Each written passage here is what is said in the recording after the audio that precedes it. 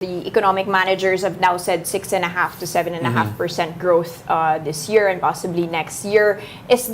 How long is it going to take with this level of growth to repay back the debts that we had incurred during the pandemic to get back to the pre-COVID levels?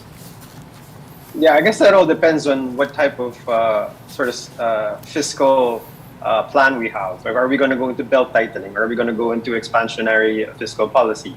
So even if the economy is growing by a certain pace, if the new administration is in the mood to stimulate the economy, bring out all these bills, that might take a bit longer, or we might have to go faster to really get those debt and deficit levels down. If you look at their targets for both the deficit and debt to GDP ratio, it's quite a I say a moderated pace of decline. We still have the debt to GDP ratio above 60% by 2025.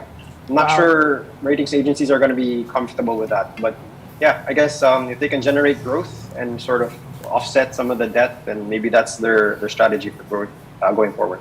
Just your unemployment figures came out yesterday. Your thoughts on those figures, Nicky, and how do you think is that going to play out, at least in the near term as well? Yeah, well, I think the labor numbers sort of reflect what we've been expecting after the sort of election-related sort of sugar high from the growth and all the economic activity.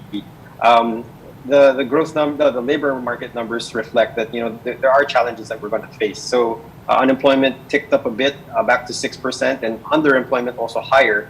So with the labor force participation increasing, so you have all these people very confident of the economy of finding a job, unable to find work, mainly because you have these headwinds that we're facing. So I think the labor market numbers sort of foretell, we're going to see some headwinds in the second half of the year, but it's still on a very, I guess, good sort of, maybe not a straight shot down to pre-COVID levels of about 4.5 to 5%, but there's a definite trajectory lower.